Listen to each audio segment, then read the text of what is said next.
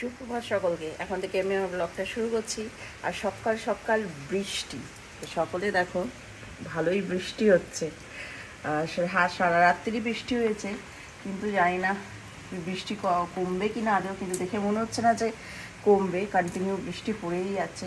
আর কৌশিকও বাজার থেকে এখনও ফেরেনি, ওর দেরি আছে ফিরতে।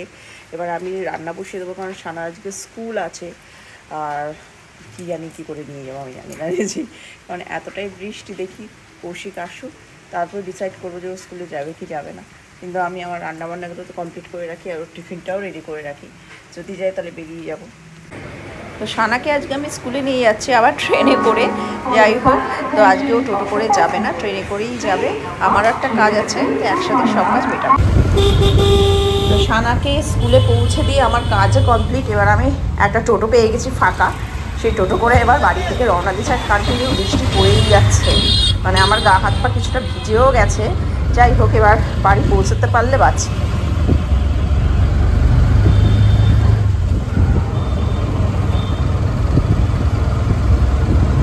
তো বাড়ি চলে এসেছি বাবা, পুরো স্টেশন থেকে আজকে হেঁটে হেঁটে এসেছি। দরজা খোলাই আছে।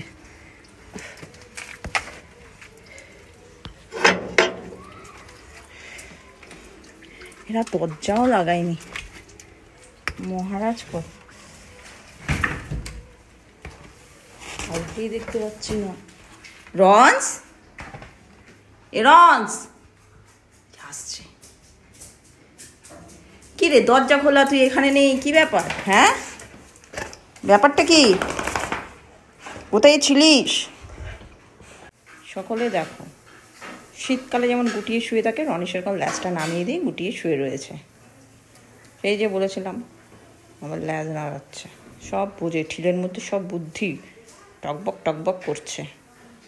বেচারার মন খারাপ, দিদি নেই, ঝগড়া করতে পারছে না কারোর সাথে, তাই তো শুয়ে থাক। তো আজকে রান্না করতে হচ্ছে আলু, ফুলকপি আর পনিরের তরকারি। অল্প একটু কৌশিককে পনির আনতে বলেছিলাম, সেই পনির দিয়ে তরকারিটা হবে। ডাল হয়েছে, আলু সিদ্ধ, চিচিঙ্গে ভাজা, চাটনি, এই দিয়ে আর কি মানে খাবো আমরা দুপুরবেলা। আর সানা খেয়ে গেছে আলু সিদ্ধ, ডাল, চিচিঙ্গে ভাজা, এইগুলো দিয়ে। আর ও এসে এটা দিয়ে খাবে।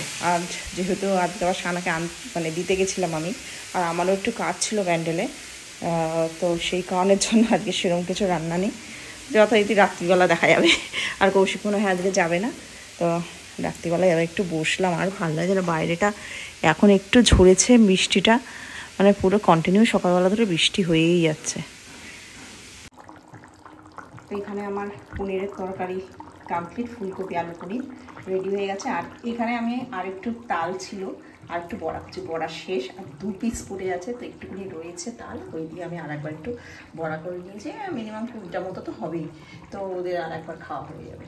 সানা চলে এসছে স্কুল থেকে, কৌশিক আনতে গেছিল, তো রনি আগে দৌড়েছে। কি হলো, দাঁড়া খুলছি। কোথায় প্লুটো? চলে এসছে, ব্যাস, তাহলেই তো সমস্যা। যেন সাবধানে ঢোক। আর এক্ষুনি আর মনে বাইরে যেতে দিবি না, ব্যাস। তুমি না ইচ্ছাকৃত করে ঝগড়া বাঁধাও, জানো তো, ও মেজাজ দেখাবে। দরজা লাগা, দরজা লাগা, এক্ষুনি যাবে সেই মারপিট টারপিট করতে। ঠিক আছে, থাক, থাক, হ্যাঁ ঠিক আছে, যা। হ্যাঁ, কাকে কি বলবে ভাবতে পারছে না, বাবাকে বলবে যে না দিদিকে বলবে।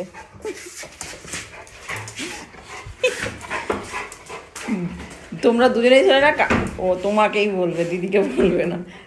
কিছুই না, চুকি না। ওই যে আবার মেজাজ দেখাচ্ছে, তুই ওর কাছ থেকে, ওর বাবাই সব ওর কাছে। এই দেখো, সানাকে মেজাজ দেখাচ্ছে। সানা দিদি সারাদিন বাদ স্কুল থেকে এলো, তুই মেজাজ দেখাচ্ছিস।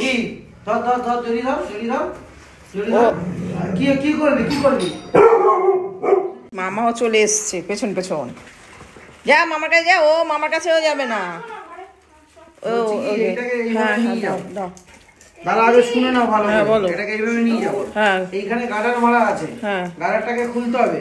খুলে উপরে প্লাস্টিকটা নামলে আর উপরে উঠে যাবে। ঠিক আছে, এটা পাল্টি মেরে দিও না। বুঝতে পেরেছি। এটা বলো এই লোক আসবি না, মানা করেছি। রনি ওইখান থেকে কি বলতো, দেখে ওর ঘাড়ের লোম উঁচু করে এইভাবে আসছে। তারপরে দিয়েছি আমি, তার আমি আর কিচ্ছু বলবি না ওকে, এভাবে চলে গেছে সুস্থি করে করে। বাবার ভয়ে রনি কিছু বলছে না। না বাচ্চা না, আমি বাঁচিয়েছি। ও আসে চলো গো, এক্ষুনি আমার পড়তে চলে আসবে। ডাক্তার দেখো কি পরিষ্কার। ওরা হাড় খায় বলে পরিষ্কার, আর একে হাড় দেবো, এ গিলে নেবে, তারপর দেখবো অপারেশন করে বার করতে হয়েছে পেট থেকে, হসপিটাল নিয়ে যেতে হয়েছে। বনুকে নিবি, বনুকে কিছু যদি বলে, কিছু বলে একদম পুরো তোর উপরে অ্যাটাক হবে আমার। হ্যাঁ, কিছু বলবি না ওকে, এমনি এমনি সব ঠিক আছে, কিছু বলবি না। যা ঘরে যা, ঘরে যা, তোর কিচ্ছু বলবি না তুই। দিদি চলে গেল, আর এই যে দেখে দেখে ভেউ ভেউ করছে একজন।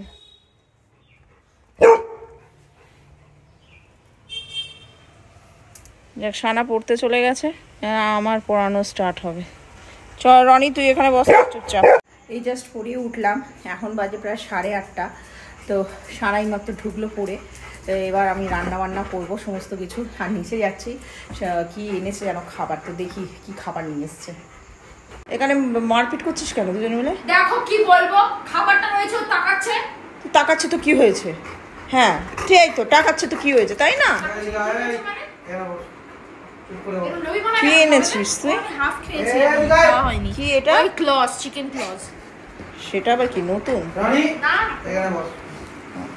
আর আমার জন্য সেই সেখান থেকে এগ রোল, ওই যে এগ রোলটা দারুণ খেতে, সেটা নিয়ে এসছে। ঠান্ডা হয়ে যাবে।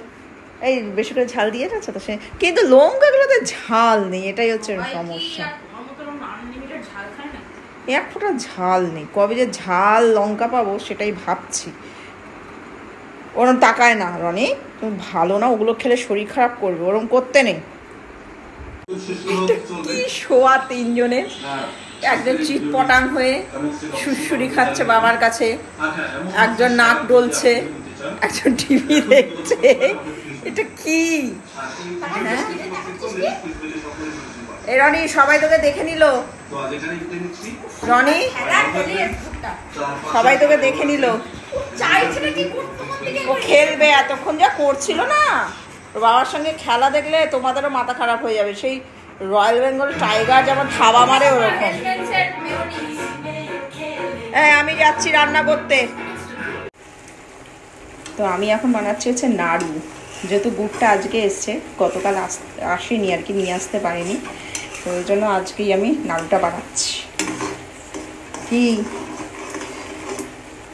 কালকে সকালবেলা ছাড়া আর পাবি না, বুঝেছিস? কি হলো, চলে গেলি? কি কি প্রবলেমটা কি? কি হয়েছে? কি ট্রান্সলেট? আমি বললাম তো বেঙ্গলি বইটা নিয়ে আয়, আমি ট্রান্সলেট করে দিচ্ছি। তো আজকের মতো ব্লগটা আমি এখানেই শেষ করে দিয়েছি, আর আমার নাড়ুও কমপ্লিট হয়ে গেছে। তো কালকে আবার দেখা হচ্ছে আর একটা নতুন ব্লগ নিয়ে।